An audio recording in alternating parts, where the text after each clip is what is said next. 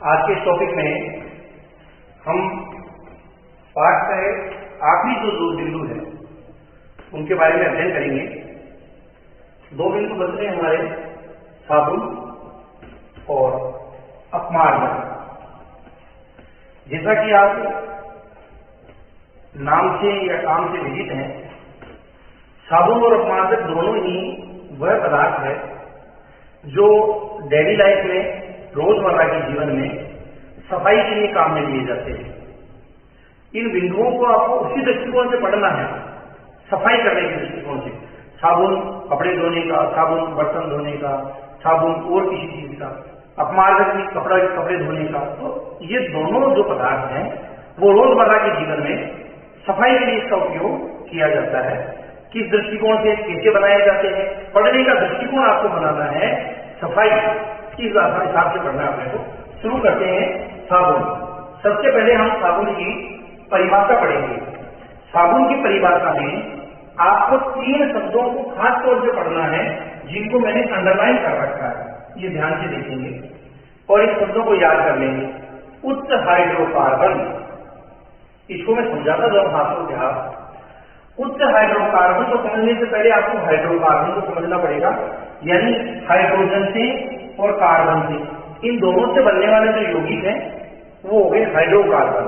और उच्च शब्द का मतलब होता है जिसमें कार्बन परमाणुओं की संख्या ज्यादा हो, 10 से ज्यादा, यानी कि 17, 19 इस तरह से जिनमें कार्बन परमाणुओं की संख्या होगी, उन हाइड्रोकार्बन को हम कहेंगे उच्च हाइड्रोकार्बन। उन उच्च हाइड्रोकार्बन के सोडियम लवण होते हैं, लेकिन बीच में एक लाइन मैंने और अंडरलाइन कर रखी है, कार्बोक्सिलिक अम्ल। कार्बोक्सिलिक अम्ल क्या होते हैं? जिस अम्ल के आखिरी में अणुसूत्र में आप कहीं भी COOH लिखा हुआ पाओ, COOH, उन अम्लों को कहते हैं कार्बोक्सिलिक अम्ल। यह कार्बोक्सिलिक अम्लों का सोडियम लवण जो होगा वह साबुन होगा। अभी मैं परिभाषा आपको समझाता हूं। उच्च हाइड्रोकार्बन के कार्बोक्सिलिक अम्लों का सोडियम लवण साबुन कहलाता है। मैं दोबारा दोहरान करता हूं, आई जस्ट रिपीट। उच्च हाइड्रोकार्बन के कार्बोक्सिलिक अम्लों का सोडियम लवण साबुन कहलाता है। इसे आप परिभाषा को अणुसूत्र से याद कर सकते हैं। यहां जो मैंने R लिख रखा है, ये R है उच्च हाइड्रोकार्बन। कार्बोक्सिलिक अम्ल COO लिख रखा है, वो है कार्बोक्सिलिक अम्ल। और Na लिख रखा है, वो सोडियम लवण, यानी RCOONA। ये एक सांकेतिक सूत्र हो गया साबुन का अणु, जिसमें R हाइड्रोकार्बन है, COO कार्बोक्सिलिक अम्ल है, Na सोडियम लवण है। और इस जो साबुन का अणु है, जो मैंने यहाँ RCOONA के रूप में लिखा, इस साबुन के अणु के 2 सिरे होंगे। एक मेरे बाएं हाथ की तरफ का सिरा, एक दाएं हाथ की तरफ का सिरा। जो लवणों की सांद्रता अधिक है वह जल हो गया कठोर जल। अब जो अपना साबुन है, साबुन को यदि इस मृदु जल में कपड़े भिगोकर हम धोएंगे तो साबुन उस कपड़ों की सफाई कर देगा। लेकिन यदि साबुन को उपयोग हम कठोर जल में करेंगे तो साबुन, मैंने यहां क्रॉस लगा रखा है, कपड़ों की सफाई नहीं करेगा। मृदु जल में सही का निशान लगा रखा है, यानी मृदु जल में साबुन कपड़ों की सफाई करेगा। और कठोर जल में, कठोर जल का अभिप्राय जिनमें लवण सांद्रता अधिक है, उस जल में साबुन कपड़ों की सफाई नहीं करेगा। और यहीं से, इसमें से एक प्रश्न निकल के तैयार होता है कि साबुन मृदु जल में कपड़ों की सफाई करता है जबकि कठोर जल में कपड़ों की सफाई नहीं करता है, क्यों? यही प्रश्न है और इसका उत्तर आप ध्यान से देखेंगे। यहां देखिए, कठोर जल है, कठोर जल है, इसका मतलब उसमें लवणों की सांद्रता अधिक है। उसमें हमने साबुन का उपयोग किया, कठोर जल और साबुन आपस में क्रिया करेंगे। हमने पहले से पढ़ रखा है कि साबुन सोडियम लवण होता है, साबुन सोडियम लवण होता है। तो साबुन जब कठोर जल से क्रिया करता है तो कठोर जल में कैल्शियम के लवण और मैग्नीशियम के लवण पाए जाते हैं, जो साबुन के सोडियम लवण का प्रतिस्थापन कर देते हैं। ये अच्छे से समझो, प्रतिस्थापन कर देना, यानी मान लीजिए ये जो आपके सामने साबुन का अणु मैंने लिख रखा है, इस साबुन के अणु में जिस जगह पर सोडियम लिखा हुआ है उस स्थान पर प्रतिस्थापन यानी उसको हटाकर स्वयं जुड़ जाना, तो सोडियम तो हट जाएगा यहां से, और कठोर जल में से जो कैल्शियम लवण है वो कैल्शियम लवण बन जाएगा, ये रूप में आ जाएगा साबुन। कठोर जल में साबुन इस स्वरूप में बदल जाता है RCOOCA, या तो Ca या फिर Mg मैग्नीशियम, क्योंकि यही कैल्शियम और मैग्नीशियम लवण कठोर जल में पाए जाते हैं। जब साबुन कैल्शियम और मैग्नीशियम लवणों के रूप में आ जाता है तो यह जल में अविलेय हो जाता है। अविलेय, घुलता ही नहीं, और जो चीज जल में घुलेगी नहीं वो कपड़ों की सफाई कैसे कर सकती है? तो आपको समझ में आया? मैं एक बार दोहरान करता हूं, कठोर जल में कैल्शियम और मैग्नीशियम लवण पाए जाते हैं, वह लवण साबुन के सोडियम लवण का प्रतिस्थापन कर देते हैं और साबुन अविलेय स्वरूप में बदल जाता है, घुलनशील ही नहीं रहता है। ऐसी स्थिति में कठोर जल में कपड़ों की सफाई नहीं करता है, जबकि मृदु जल में कपड़ों की सफाई करता है। यह साबुन का एक अंतिम बिंदु था जो आपको समझना था। प्रश्न बना कि साबुन मृदु जल में कपड़ों की सफाई क्यों करता है, कठोर जल में क्यों नहीं करता है? तो मृदु जल में तो क्यों करता है वो हम सफाई की क्रियाविधि में पढ़ लेंगे, लेकिन कठोर में क्यों नहीं करता है? क्योंकि कैल्शियम और मैग्नीशियम लवण साबुन के सोडियम लवण का प्रतिस्थापन कर देते हैं और साबुन को अविलेय बना देते हैं, इसलिए वो कपड़ों की सफाई नहीं करता। एक आखिरी छोटा सा तथ्य रह रहा है, वो तथ्य है साबुन अजैव निम्नीकारी है। शब्द को आप एक बार देखेंगे, अजैव निम्नीकारी, निम्नीकारी यानी जटिल रूप से सरल रूप में तोड़ देना, और अजैव यानी जीवों के द्वारा, जीवों के द्वारा जटिल रूप को सरल रूप में तोड़ दिया जाना। लेकिन ए लगा हुआ है यानी ऐसा काम नहीं होता है। साबुन का जो अणु होता है उसको सूक्ष्म जीव, साबुन को सूक्ष्म जीव, ये गलत कह दिया बेटा, जैव निम्नीकारी होता है।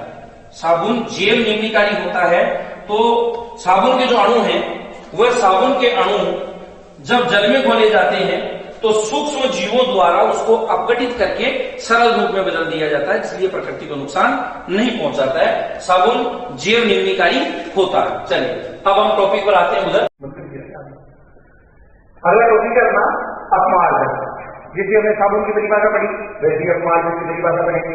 बस फर्क यह है कि साबुन कार्बोक्सिलिक अम्लों का सोडियम लवण होता है और अपमार्जक सल्फोनिक अम्लों का सोडियम लवण होता है। कार्बोक्सिलिक अम्लों की जगह सल्फोनिक अम्ल याद करना है, परिभाषा वही हो जाएगी। उससे हाइड्रोकार्बन के सल्फोनिक अम्लों का सोडियम लवण अपमार्जक कहलाता है, जबकि उस हाइड्रोकार्बन के कार्बोक्सिलिक अम्लों का सोडियम लवण साबुन कहलाता है, या कार्बोक्सिलिक अम्ल या सल्फोनिक अम्ल। दूसरी बात, प्रश्न बनता है ऐसे कौन से यौगिक हैं जिनका उपयोग अपमार्जक के रूप में किया जाता है? तो अपमार्जक के रूप में जिन यौगिकों का उपयोग करते हैं उसको ध्यान से आप यहां देखो, sodium alkyl sulphate, sodium alkyl sulphate, और दूसरा होता है एल्किल बेंजीन सल्फोनेट। आप दोनों को याद कर लेंगे। यह दोनों पदार्थ ऐसे हैं, इन पदार्थों को हम अपमार्जक के रूप में काम में ले सकते हैं। नई बात शुरू होती है, मृदु जल के भी सही का निशान लगाया है और कठोर जल के भी सही का निशान लगाया है। पिछले बिंदु से जोड़कर आपने मनन किया होगा तो तुरंत समझ में आ गया होगा कि अपमार्जक मृदु जल में भी कपड़ों की सफाई करता है और कठोर जल में भी कपड़ों की सफाई करता है।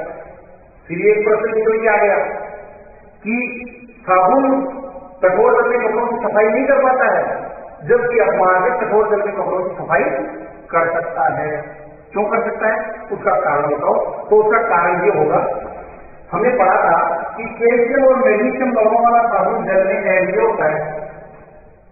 कैल्शियम और मैग्नीशियम लवणों वाला साबुन कठोर जल में अविलेय हो जाता है, इसलिए सफाई नहीं करता है। यहां देखो आप, कैल्शियम और मैग्नीशियम लवणों वाला जो अपमार्जक है वो जल में विलय है, यानी कठोर जल के कैल्शियम मैग्नीशियम लवण जब अपमार्जक से जुड़ जाते हैं तो भी अपमार्जक जल में घुलनशील रहता है, विलय रहता है, और जल में जब विलय है तो कपड़ों की सफाई कर दे।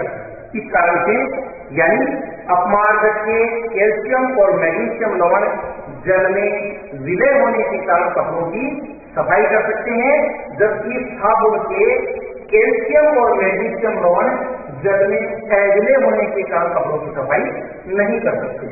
चलिए एक अगला जो टॉपिक हमारे शुरू हो रहा है वह टॉपिक मैं यहां लिख लेता हूं। जो अपमार्जक होता है वो एडियमिकारी होता है, एडियमिकारी यानी जीवों द्वारा, सूक्ष्म जीवों द्वारा जटिल रूप से तोड़कर सरल रूप में परिवर्तित नहीं किया जा सकता है। जब इसको जटिल रूप से सरल रूप में नहीं बदला जा सकता है तो यह प्रकृति में अपने मौलिक स्वरूप में लंबे समय तक बना रहता है और प्रकृति का विनाश करता है, नुकसान करता है। इसलिए अपमार्जक का उपयोग कम करना चाहिए। वैज्ञानिकों ने इसका भी एक वो निकाल दिया, कुछ ऐसे अपमार्जक बना लिए जो अपमार्जक सूक्ष्म जीवों द्वारा तोड़ दिए जाते हैं और प्रकृति को नुकसान नहीं पहुंचाते हैं। तो वर्तमान में ऐसे अपमार्जक बनाए जाते हैं फैक्ट्रियों में जो जैवनिकाली होते हैं, लेकिन पुराने जमाने में जो अपमार्जक बनाए गए थे वो अजैवनिकाली इसलिए प्रकृति के दुश्मन माने जाते थे। वर्तमान में इसका भी एक परिणाम, इस समस्या का समाधान ढूंढ लिया गया और प्रकृति का विनाश नहीं करता अपमार्जक। एक छोटी सी बात और पूछी जाती है, अपमार्जक में और क्या क्या मिलाया जाता है जिसकी वजह से वो साबुन की ज्यादा अच्छा बन जाता है। आप ध्यान से देखकर तीन शब्द मैंने लिख रखे हैं, सोडियम पराक्सोबोरेट, सोडियम पराक्सोबोरेट अपमार्जक में इसमें सोडियम पराक्सोबोरेट मिलाया जाता है जिसकी वजह से उसकी गुणवत्ता सुधर जाती है। दूसरा प्रदीप्त पदार्थ, प्रदीप्त पदार्थ आपने टाइड का विज्ञापन देखा होगा टेलीविजन पर, जहां वो विज्ञापनकर्ता पूछता है चौक गए ज्यादा सफेद ज्यादा चमक, सफेद रंग का है वो भी ज्यादा चमक, नीले रंग का है वो भी ज्यादा चमक, लाल रंग का कोई वस्त्र है वो भी ज्यादा चमक। तो वो अतिरिक्त चमक अपमार्जक की वजह से आ जाती है। वो चमकीला बनाने वाले पदार्थ जो अपमार्जक में डाले जाते हैं वो है प्रदीप्त पदार्थ। और तीसरा अपमार्जक में डाला जाता है अकार्बनिक फास्फेट, अकार्बनिक फास्फेट। वह अकार्बनिक फास्फेट लवणों को दूर करने के लिए, जो कठोर जल लवण होते हैं उन लवणों को दूर करने के लिए डाले जाते हैं। अकार्बनिक फास्फेट लवणों को दूर करेंगे, कठोर जल में आर्द्रता को कम करेंगे। प्रदीप्त पदार्थ कपड़े के रंगों को चमकाएगा, पराक्सोबोरेट सफाई में और अच्छी गुणवत्ता लाएगा। प्रश्न क्या बनेगा कि अपमार्जक की गुणवत्ता सुधारने के लिए कौन से रसायन उसमें मिलाए जाते हैं। तो तीन रसायनों का नाम याद करें, सोडियम पराक्सोबोरेट, प्रदीप्त पदार्थ और अकार्बनिक फास्फेट। चलिए अगला जो बिंदु और इस पाठ का आखिरी बिंदु है वो समझे, सफाई की क्रिया विधि, चाहे साबुन हो या अपमार्जक हो। ये क्या कारण है कि कपड़ों की और आंखों की सफाई कर देते हैं, लगे हुए मेल को हटा देते हैं। हम साबुन और अपमार्जक के अलावा यदि कोई दूसरी कोई चीज लगाए तो उसकी जो कारण साबुन और अपमार्जक की तरह वो सफाई क्यों नहीं कर पाते हैं वो पदार्थ। तो वो सफाई करने की विधि क्या है, उसकी काम करने का ढंग क्या है वो पढ़िए और ये आपको इस चित्र की ऐसे समझ में आ जाएगा। साबुन का जो अणु होता है उस अणु को मैंने यहाँ प्रदर्शित कर रखा है RCOONA और इसका संकेत बनाए तो एक कैसा संकेत बनेगा, एक तो लंबी सी जैसे फूट और एक गोला, गोला तो हो गया एंगल वाला पार्ट, तो ये हो गया जलविराजी, यानी ये तो हो गया गोला हो गया वो जलराजी का और जो लंबा भाग हो गया वो हो गया जलविराजी से, जलराजी और जलविराजी। अब हमने आप कल्पना करके जाना, जलराजी जल से जुड़ता है, जलविराजी जल से नहीं जुड़ता है। किससे जुड़ता है? वो जुड़ता है चिकनाई से। किससे जुड़ेगा? जलविराजी चिकनाई से जुड़ेगा। अब आप बात को समझ के जाना, कपड़े या हाथों पर जो भी मेल लगता है वह सामान्यतः चिकनाई वाला होता है, तेलीय होता है। और वो तेलीय है तो जब कपड़े को गीला करके उसके ऊपर साबुन लगा दिया गया तो कुछ अणुओं में आपस में संयोजन होगा, जुड़ाव होगा। कहाँ कहाँ कौन कौन सी चीज जुड़ी हुई है उसको आप समझ जाइए। ये मैंने यहाँ पर चित्र बनाया है, ये जो है आप इस सतह को मान लीजिए कपड़ा और इस सतह के ऊपर ये जो ये मैंने बना दिया नीचे, इसको आप मान लीजिए मेल, यह है मेल और ये कपड़े की सतह के ऊपर चिपका हुआ है। जब उसके ऊपर साबुन या अपमार्जक लगता है तो साबुन या अपमार्जक का जो ये जल विरागी सिरा है वो जल विरागी सिरा आर ये मेल के साथ जुड़ जाता है, यहाँ इसका संयोजन हो जाता है। इसका संयोजन हो गया आर, ये COO एन, ये एन सिरा हो गया जलरागी सिरा, जलरागी सिरा। ये जलरागी सिरा जल के साथ जुड़ जाता है, दिया है। तो दो जगह से जुड़ाव पैदा हुआ, एक तो जलरागी सिरे ने तो जल के साथ संयोजन कर लिया, जल विरागी सिरे ने मेल के साथ संयोजन कर लिया। ऐसा ही अपमार्जक के अनुसार में बात दे रखा है, ये जल विरागी सिरा है जिसने मेल के साथ संयोजन कर लिया, ये जलरागी सिरा है जिसने जल के साथ संयोजन कर लिया। RSO3ONA ये अपमार्जक और RCOONA ये साबुन। अब मान लीजिए साबुन लगा दिया हमने कपड़े में, सफाई कैसे करते हैं, ऐसे ऐसे करके हम उसको रगड़ते हैं। जब उस मेले कपड़े को साबुन लगाने के बाद रगड़ते हैं तो तीन तरह के जुड़ाव हैं। मैंने दो जुड़ाव की चर्चा की, एक तीसरा जुड़ाव और अपने को समझना है। पहला जुड़ाव तो ऐसा है कि ये जो गोड़ जलरागी सिरा है वो जल के साथ जुड़ गया, वो जुड़ गया जल के साथ, और दूसरा इसका जो जल विरागी सिरा है वो यहाँ जुड़ गया मेल के साथ, ये यहाँ मेल है। लेकिन दो आवन तो आपने यहाँ और यहाँ तो समझ लिए, एक आवन और है, ये मेल भी तो इस कपड़े से जुड़ा हुआ है। ये हो गया पहला आवन, ये हो गया दूसरा आवन, ये हो गया तीसरा आवन। तीसरा आवन यानी मेल का कपड़े से जुड़ाव। इन तीनों तरह के जुड़ाव में से जो तीसरे नंबर का जुड़ाव होता है वो कमजोर होता है, ढीला होता है, कमजोर। यानी जैसे ही हम उसको रगड़ेंगे तो इन तीनों जुड़ाव, तीनों बंधों में से ये तीसरा बंध टूटेगा, ये सबसे कमजोर है। तीसरा बंध कहाँ है, मेल के कपड़े के बीच में। तो मेल पर से वो कपड़े पर से जो मेल है वो हटकर अलग हो जाएगा, टूट जाएगा सब रगड़ेंगे तो। और वो तो ये यहाँ से टूट रहा हो गया, ये अपना कपड़ा अलग हो गया, यहाँ रह गया।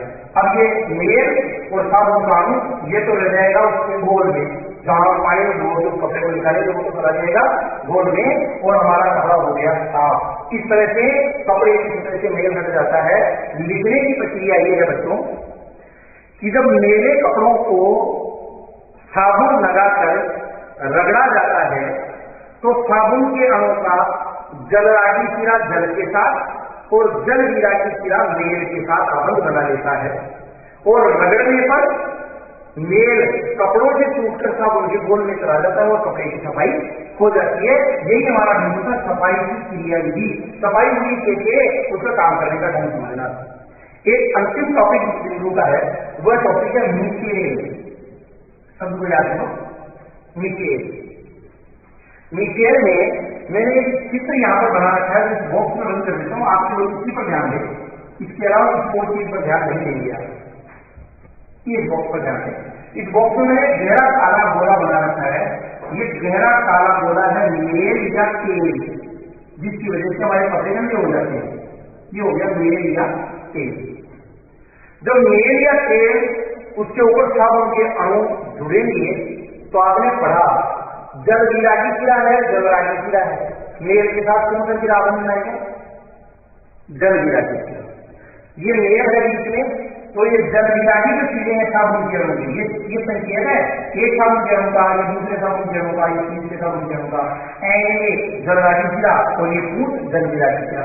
मेल के साथ तो जल विरागी सिरा आबंध बना लेगा, जो अंदर की ओर रह जाएंगे कौन सी सिरे, जलरागी सिरे, ये तो अंदर की ओर रह जाएंगे, और जल विरागी सिरे सॉरी बेटा जल विरागी सिरे हो जाएंगे अंदर की ओर, और जलरागी सिरे हो जाएंगे बाहर की ओर। और एक संरचना बनी, कैसी संरचना, तेल की बूंद के काम और साबुन के अणुओं की जलरागी सिरे अंदर की ओर और जल विरागी सिरे अंदर की ओर और जलरागी सिरे बाहर की ओर स्थित होते हैं।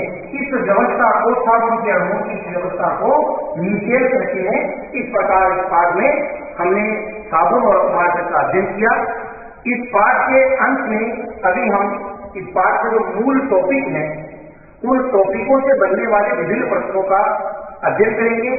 आप बार बार इस वीडियो को देखकर हर उस प्रश्न को हल करने की कोशिश करेंगे जो आपके उपलब्ध किताबों में मौजूद हैं, या हर उस प्रश्न को मन में बनाने की कोशिश करेंगे जो प्रश्न आप अपने मन में उस बिंदु से संबंधित तैयार कर सकते हैं।